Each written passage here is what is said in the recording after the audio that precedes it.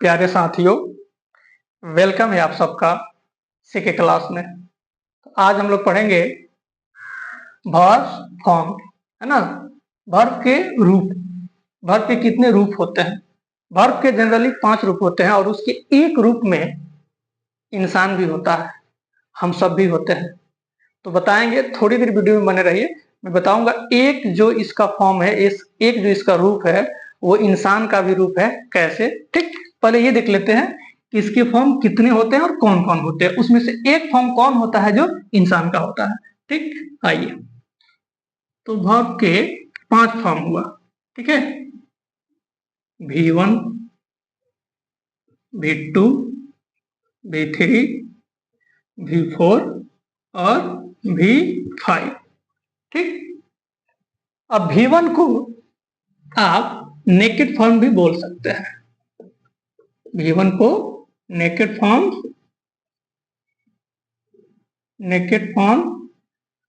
भी बोल सकते हैं। ठीक, यही नेकेड फॉर्म जो होता है इंसान का असली रूप होता है। नेकेड मतलब क्या होता है? कोई भी इंसान जब जन्म लेता है तो किस फॉर्म में जन्म लेता है? नेकेड फॉर्म में जन्म लेता है ना। जब इंसान जन्म लेता है तो कोई कपड़ा नहीं होता है, वो निवस्त्र जन्म लेता है। तो नेकेड का मतलब ये होता है नंगा, निवस्त्र। तो जब भी हम लोग जन्म लेते हैं तो निवस्त्र जन्म लेते हैं। तो हमारा असली रूप क्या है? वही है ना, नेकेड फॉर्म। हर इंसान अपने असली रूप में ही जन्म लेता है। ठीक, इसी तरह वर्ब का जो फॉर्म्स होता है उसका पहला रूप जो होता है वो नेकेड फॉर्म होता है। वो पहला रूप उसका असली रूप होता है, उसमें कोई चेंजिंग नहीं होता है। इसलिए V1 को हम लोग नेकेड फॉर्म भी कहते हैं। क्या अगर इसके पहले आपको पता है तो आप कमेंट बॉक्स में जरूर लिखिए कि सर हम V1 को नेकेड फॉर्म के रूप में जानते थे या नहीं जानते थे, दोनों करके कमेंट में दीजिएगा। ठीक, अब आते हैं V2। V2 को पास्ट टेंस फॉर्म भी बोलते हैं। V3 इसको पास्ट पार्टिसिपल फॉर्म भी कहते हैं। ठीक, V4 को ING फॉर्म कहते हैं, ING फॉर्म कहते हैं। V5 को S या ES फॉर्म बोलते हैं, या इसको प्रेजेंट सिंपल फॉर्म भी बोल सकते हैं। ठीक, क्यों बोल सकते हैं? क्योंकि वर्ब का जो 5वां रूप होता है एस या ES वो प्रेजेंट सिंपल टेंस में लगता है। ठीक है, तो वर्ब के हम लोग देखें 5 रूप होता है ना। कोई V1 कहता है, कोई V2 कहता है, कोई V3 कहता है, कोई V4 कहता है, कोई V5 कहता है। अब V1 का एक और नाम है, इसको नेकेड फॉर्म भी बोल सकते हैं। V2 का एक और नाम है, पास्ट टेंस फॉर्म भी बोल सकते हैं। क्यों? क्योंकि पास्ट टेंस में ही V2 का यूज होता है। ठीक है, V3 को पास्ट पार्टिसिपल फॉर्म भी बोल सकते हैं। V4 में ING लगता है, जितने भी वर्ब होते हैं अगर उसमें ING लगता है तो वो V4 हो गया, तो इसको ING फॉर्म भी बोलते हैं। और V5 है ना, ये प्रेजेंट सिंपल टेंस में यूज होता है, इसलिए इसको S या ES फॉर्म बोलते हैं। ठीक, अब देखते हैं कि V1, V2, V3 में कैसे किस वर्ब का रूप अलग अलग होता है। ठीक है, ये जान गए। अब आप जान गए कि V1 जो होता है वो अपना असली रूप होता है। ठीक है, उसमें कोई चेंजिंग नहीं होता है। कोई भी वर्ब ले लीजिए, कोई भी वर्ब ले लीजिए, वो V1 अपना असली फॉर्म में रहता है, वो नेकेड फॉर्म में रहता है ना, वो असली फॉर्म में रहता है। ठीक, जैसे गो हो गया। ठीक है, तो गो, ईट, कम, सिट, कोई भी वर्ब हो, वो सारा वर्ब का V1 जो होता है वो नेकेड फॉर्म में रहता है, उसका असली रूप ही हुआ है वो, उसमें कोई चेंज नहीं रहता, वो जन्म ही लिया है नेकेड फॉर्म में।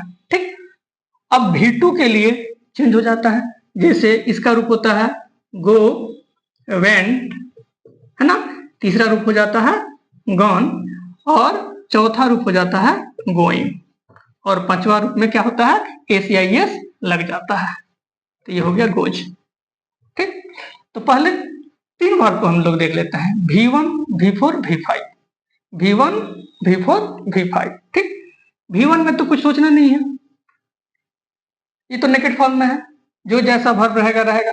V4 में क्या करते हैं, V4 में ing लिख देते हैं, V4 में ing जोड़ देते हैं, तो जिस वर्ब में ing जोड़ दीजिएगा वो V4 हो जाएगा, और V5 में एस लगा देंगे, है ना, तो इसमें कोई झमेला नहीं है, V4 में ing लगा देना है और V4 में एस लगा देना है। ठीक, जैसे कुछ वर्ब देख लीजिए, ईट, ठीक, तो ईट, ईटिंग, इट्स हो गया, उसी तरह हो गया अब्यूज, है ना, अब्यूजिंग, अब्यूजेज, कुछ भी ले लीजिए, है ना, रीड, रीडिंग, रीड्स।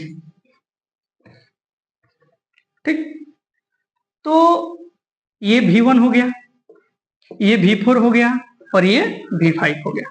तो अब क्या देखें, V1 अपना नेकेड फॉर्म में है, ये अपने असली रूप में है, अब V4 में ing लगा दिए, V4 में ing लगा दिए, और V5 में किसी में s लगाए, किसी में es लगाए, तो ये हो गया V5। ठीक, अब देखते हैं हम लोग V2 और V3 का।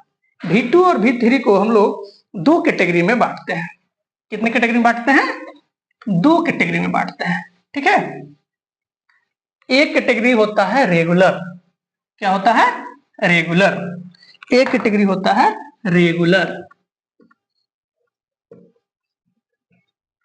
और एक कैटेगरी होता है इरेगुलर, इरेगुलर। ठीक, अब रेगुलर इरेगुलर में क्या है, V2 में या V3 में, है ना, या तो आप ed लगाइए या d लगाइए, या तो आप ed लगाइए या d लगाइए। ठीक, या किसी किसी का रूप अलग अलग होता है, किसी का बदलता भी नहीं है। तो रेगुलर वर्ब वैसे होता है जिसमें ed या d लगता है, रेगुलर वर्ब ऐसे होगा जिसमें ed या d लगेगा। इरेगुलर में या तो d नहीं लगेगा, दूसरा लगेगा, या उसका रूप चेंज नहीं होगा, तो वो इरेगुलर हो जाता है। कैसे, देखिए, रेगुलर में आ गया जैसे कॉल, ठीक, तो कॉल में आप ed जोड़ देते हैं, तो इसका V2 भी हो जाता है और V3 भी हो जाता है। ठीक, उसी तरह आपका चीट हो गया, कुछ भी ले लीजिए, चीट, तो चीट में ed जोड़ दिए, है ना, तो चीटेड हो गया। ठीक, इसी तरह आपका अब्यूज हो गया, अब्यूज में ऑलरेडी ई है, ओनली dd जोड़ देना है। तो रेगुलर वर्ब जो होता है वो सबसे ज्यादा होता है, अधिकांश रेगुलर वर्ब, यानी जितने वर्ब है उसमें लगभग 90% रेगुलर वर्ब होता है, जिसमें ed या d लगा के V2 और V3 बना देते हैं। इरेगुलर 10% होता है ना, वो क्या होता है वो देख लीजिए, इसका रूप का कोई मतलब नहीं रहता है ना, ये कुछ भी हो सकता है।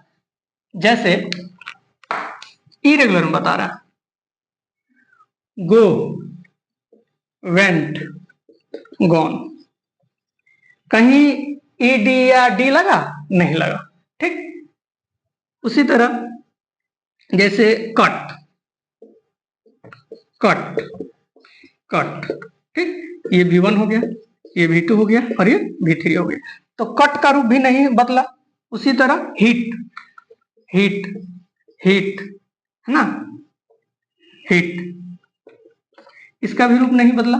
ठीक, अब go, went, gone, cut, cut, cut, यानी जिसमें एडी या डी नहीं जुटेगा, है ना, वो कोई भी रूप हो सकता है। तो इसमें से मात्र 10% ऐसा वर्ब्स होता है जो उसका अलग अलग रूप होता है, उसको याद करना पड़ता है। ठीक है, तो ये सारे चीज हम लोग अधिकांश लिखने में, बोलने में और पढ़ने में करते हैं। ठीक, तो कल से हम टेंस पढ़ाएंगे और टेंस में हर टेंस का अलग अलग वर्ब के फॉर्म्स पढ़ेंगे, तो इसलिए आज पढ़ा दिए ताकि आपको बाद में फिर पूछने की जरूरत नहीं होगी, पहले ही समझ जाइएगा। ठीक, तो आज ये छोटा सा वीडियो रहा। अगर मेरे वीडियो पसंद आए तो मेरे चैनल को सब्सक्राइब कीजिए, लाइक कीजिए और कमेंट कीजिए। चलिए फिर मिलते हैं अगले क्लास में। Okay, bye.